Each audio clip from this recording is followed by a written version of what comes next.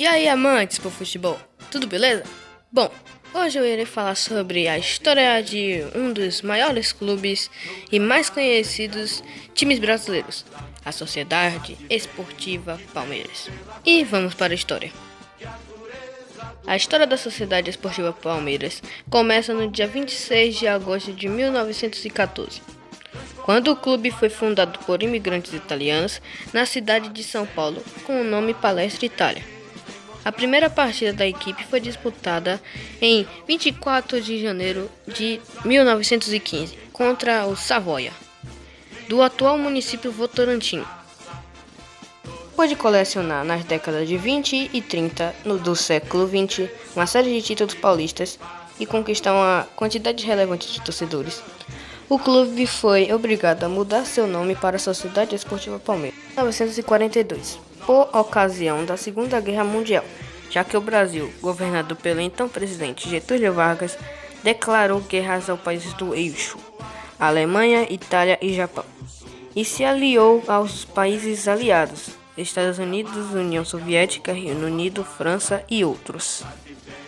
Na sua primeira partida como novo nome de Palmeiras, em 20 de setembro de 1942, sagrou-se campeão paulista com a vitória sobre o São Paulo, no estádio do Pacaembu. No episódio histórico que ficou conhecido como Arrancada Heróica, nas décadas seguintes, com grandes jogadores, ampliou seu acervo de títulos e se consolidou como uma das equipes mais importantes do Brasil.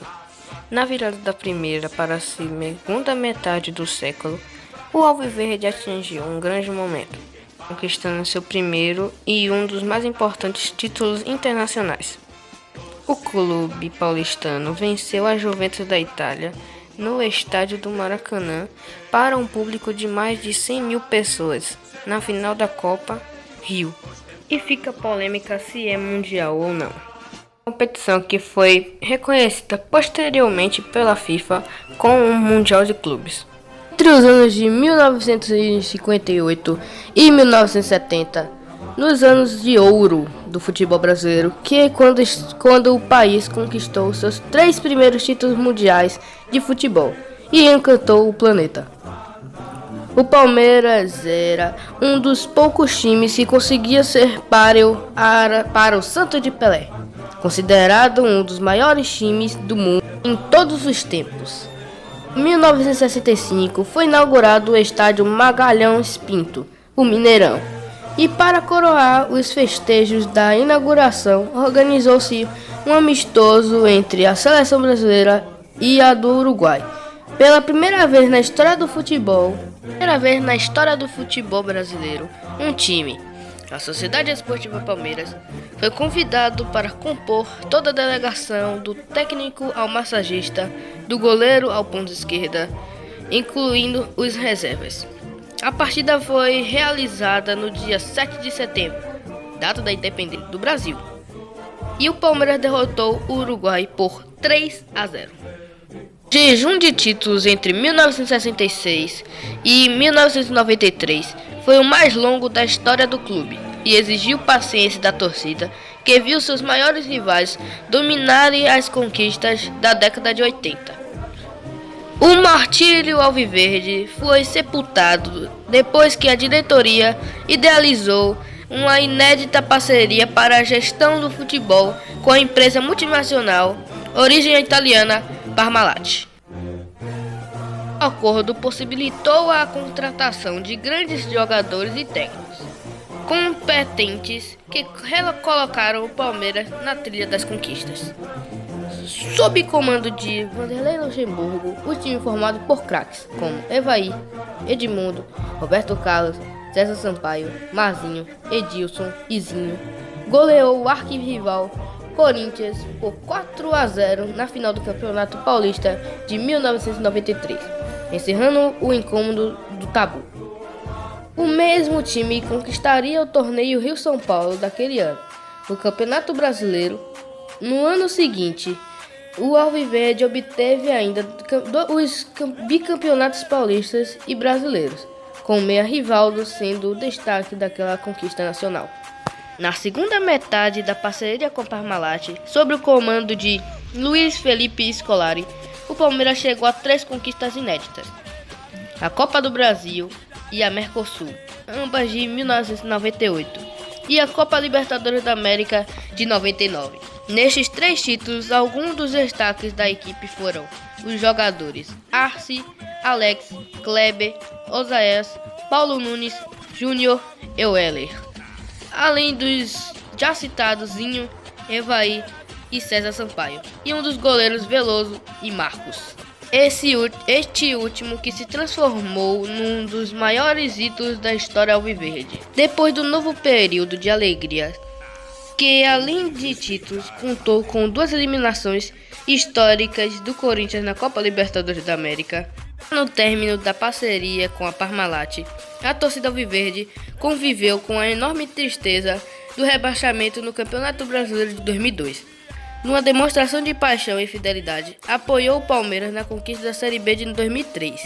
A primeira década do século XXI foi um período de tentativas de restauração política e administrativa para o clube, que voltou a levantar títulos da primeira divisão somente em 2008, quando conquistou o Campeonato Paulista. Em 2012, no ano qual o ídolo Marcos encerrou a carreira, o Palmeiras voltou a levantar um título nacional após 12 anos. Fundado novamente por Luiz Felipe Scolari, a equipe alviverde conquistou a Copa do Brasil de 2012 de forma invicta, depois de levar a melhor para contra o Coritiba na final da competição. No mesmo ano que ratificou a marca de ser campeão nacional da história, o alviverde amargou um novo rebaixamento para a Série B do Campeonato Brasileiro, depois de uma campanha marcada por uma série de contusões de jogadores, mau planejamento, elenco limitado e uma administração bastante questionada de seu presidente Arnaldo Tironi. No ano seguinte, já sob a administração do presidente Paulo Nobre e com uma campanha com clara superioridade da equipe antes das demais, o Palmeiras subiu novamente à primeira divisão com 6 rodadas de antecedência, garantindo a participação na Série A de 2014, o ano do seu centenário, quando escapou por pouco do rebaixamento e quando teve a inauguração de sua nova arena como grande motivo de festa. Em 2015, quando a arena teve seu primeiro ano completado de existência, o local foi palco de vários jogos, com um recorde de público e renda, e fechou o ano com a conquista do tricampeonato da Copa do Brasil, disputa que teve o goleiro Fernando Praz como o herói. Em 2016, sob o comando do técnico Cuca e com jogadores decisivos como Dudu, Gabriel Jesus, Moisés e Zé Roberto, o alviverde confirmou seu retorno às conquistas de porte e chegou ao seu 9º título do Campeonato Brasileiro, depois de liderar 26 das 38 rodadas da competição e realizar a segunda melhor campanha da história dos pontos corridos. Após obter o vice-campeonato em 2017, o Palmeiras obteve o 10º título da competição em 2018, com mais marcas históricas como a maior invencibilidade e o melhor turno da história da era do Campeonato Brasileirão de pontos corridos, tendo como destaques Dudu, William e Bruno Henrique, sob o comando novamente de Felipão. Na temporada de 2020, em meio à pandemia de Covid-19, o Palmeiras conquistou o bicampeonato da Copa Libertadores da América com a equipe comandada pelo técnico português Abel Ferreira e com jogadores decisivos como o Everton, Gustavo Gomes, Vinha, Rafael Veiga, Rony e Luiz Adriano, além de revelações vindas da base como Gabriel Menino, Danilo e Patrick de Paula. Após a competição de 2020 ter sido atrasada em virtude da doença que atingiu o planeta, a fase semifinal e a final foram disputadas em janeiro do ano seguinte. A equipe eliminou o favorito River Plate nas semifinais e na decisão em jogo único, disputada no estádio do Maracanã, derrotou o Santos, sagrando-se campeão com a melhor campanha da competição. O segundo título da Libertadores veio 21 anos após a conquista de 1999. Além da conquista da Libertadores, a temporada marcou a tríplice coroa alviverde, que já ainda foram conquistados os títulos do Campeonato Paulista e da Copa do Brasil, quando o clube chegou ao tetracampeonato. Ainda em novembro de 2021, com o retorno do atacante Dudu à equipe e com o lateral Piquerez e o meia Gustavo Scarpa, somados à base vencedora da edição de 2020, o Palmeiras conquistou a Libertadores da América de 2021, tornando-se tricampeão da competição após derrotar o Flamengo na final, disputada em Montevidéu, no Uruguai. Com o título, a equipe paulistana se transformou no clube brasileiro com o melhor desempenho na história da Libertadores, com uma série de recordes à frente de clubes compatriotas e o único time na história a ter conquistado a Copa Libertadores 2 vezes no mesmo ano.